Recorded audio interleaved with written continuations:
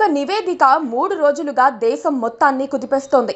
తిరుమల లడ్డూలో జంతువుల కొవ్వు వాడారని నివేదికలు ససాక్ష్యంగా నిరూపించడంతో నిన్నటి పాలకులు మీనమేషాలు లెక్కించడమే కాకుండా విక్టిమ్ కార్డ్ ప్లే చేసేందుకు వెనకాడటం లేదు. పైగా మాజీ ముఖ్యమంత్రి జగన్మోహన్ రెడ్డి ప్రెస్ మీట్ పెట్టి మరీ చంద్రబాబుపై దుమ్మెత్తిపోసేందుకు ప్రయత్నించారు. ఆయన ఒక వాదనను కూడా తెరపైకి తెచ్చారు. ముఖ్యమంత్రి చంద్రబాబు నాయుడు 100 రోజుల పాలనలో ప్రజా వ్యతిరేకత మూటగట్టుకున్నారని, దీన్ని కప్పిపుచ్చుకునే క్రమంతో తన మార్క్ డైవర్షన్ పాలిటిక్స్ లో భాగంగానే తిరుమల ప్రసాదంపై పచ్చి అబద్ధాలు చెప్పారని జగన్మోహన్ రెడ్డి విరుచుకుపడ్డారు. 100 రోజుల పాలన పూర్తయిన సందర్భంగా చంద్రబాబు హామీలిచ్చిన సూపర్ 6 తదితర సంక్షేమ పథకాలు గుర్తుకొచ్చి జనాలు ఆగ్రహిస్తున్నారని, దాని నుంచి పక్కదారి పట్టించడంలో పరాకాష్ఠగా తిరుమల ప్రసాదంపై చంద్రబాబు ఇష్టానుసారం నిందలు వేశారని జగన్ మండిపడ్డారు. బాబు అతి దుర్మార్గమైన ఆలోచనే ఈ కట్టుకథగా ఆయన అభివర్ణించారు. ఇంత దుర్మార్గానికి పాల్పడటం ధర్మమేనా అని ఆయన నిలదీశారు.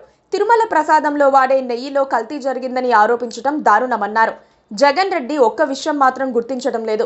నెయ్యిలో జంతువుల కొవ్వు అధికంగా ఉందని నివేదిక వచ్చిన తర్వాత దాదాపు 2 నెలల పాటు దానిపై అధ్యయనం, విచారణ తర్వాత కూటమి ప్రభుత్వ పెద్దలు ఆ నివేదికను బయటపెట్టారు. జగన్ చెప్పిన మాట ఒక్కసారి చూస్తే, లడ్డూ తయారీకి మెటీరియల్ ఎవరు సరఫరా చేసినా వారు పంపించిన నెయ్యి ట్యాంకర్తో పాటు వారు NABL అంటే national accreditation board of testing and calibration laboratories certify చేసిన ల్యాబ్ నుంచి క్వాలిటీ సర్టిఫికేట్ తీసుకురావాల్సి ఉంటుందన్నది ఆయన వాదన. ట్యాంకర్ నుంచి 3 శాంపిల్స్ తీసి 3 టెస్టులు చేస్తారని, అవన్నీ పాస్ అయితేనే ఆ ఇంగ్రీడియంట్స్ను కానీ నెయ్యిని కానీ అనుమతించి టీటీడీ ప్రసాదంలో వాడతారని చెప్పారు. లేకపోతే వాటన్నిటినీ వెనక్కు పంపిస్తారని తెలిపారు.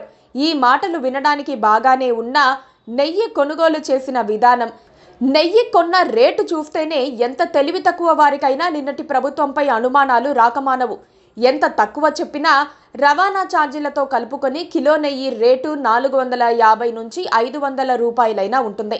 తమిళనాడు సంస్థ మాత్రం 325 రూపాయలకు అందిస్తుందన్న ఏకైక నెపంతో కొనుగోలు చేసి తప్పులో కాలేశారు.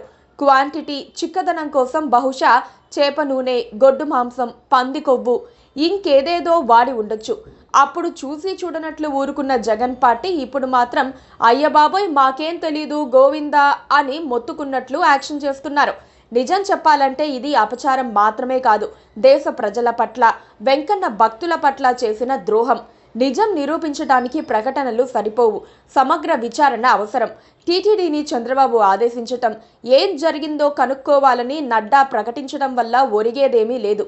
స్టేట్ పోలీస్ కంటే సిబిఐ విచారణే సరైన మార్గమని దేశ ప్రజలంతా ఎదురు చూస్తున్నారు.